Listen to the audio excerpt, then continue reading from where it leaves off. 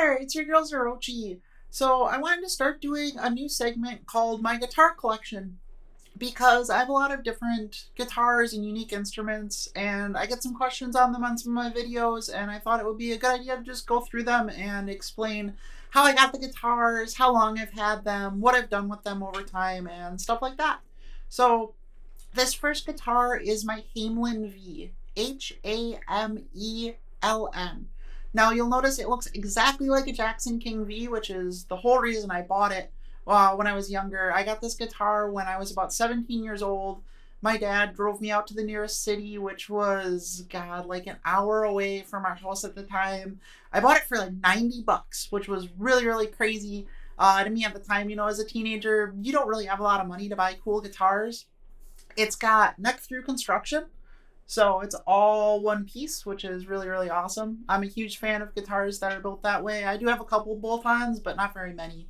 It's also got a Floyd Rose, which was my first experience with a Floyd Rose, and as some of you know, that's a little bit of a rocky start. One thing that's really interesting about this guitar is I've actually taken all of the hardware off of it and replaced it with totally different hardware. So when I bought it, I left the original pickups in it for a while, and as most people who are teenagers do, I replaced the bridge pickup with a Seymour Duncan Invader. Here's what the guitar used to look like. Obviously, it looks a lot different now. So I put all this gold hardware on it because I kind of wanted it to look like James Hetfield's V. The gold just looks so good on the white guitars. I had to do it. Most of it is just cheap Chinese components that I got. The tuners here are from a brand called Guyker, Guyker. They're on Amazon. I tried a couple different sets of their tuners, but the only ones that actually were not total junk were the inline ones. So I've got a set of inline tuners on this guitar and then on my Jackson Dinky guitar as well. I did buy some of the 3x3 tuners for some of my other guitars, and I tried them out and they were total junk. I sent them back like 3 or 4 times and finally was just like, I just need a refund. So if you're going to get these Guyker tuners, definitely get the inline ones. Don't get the 3x3 ones.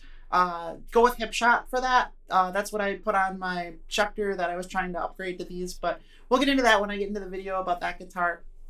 So I took it and I stripped it all the way down to just being the wood and the paint, and I put on the gold hardware, and when I did that, I replaced all the electronics in the guitar too.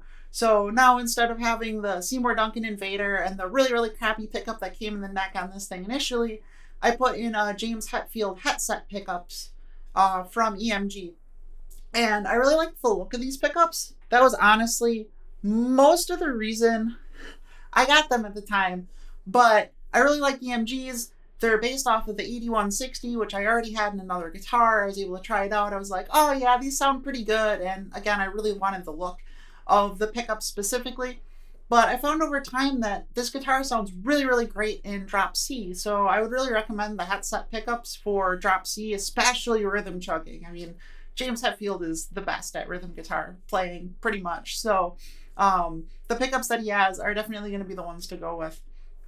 But this guitar has been with me for a very long time. It is the guitar I've had the longest in my collection. I started out with one of those really, really crappy starter guitars. So it was like a Strat-based guitar that I purchased at Radio Shack, of all places, when Radio Shacks were still really big. But after that, I got this, I forget what the off-brand is, Oscar Schmidt, that's what it is, for Washburn. And that was actually a really great guitar. One of the few guitars I regret getting rid of.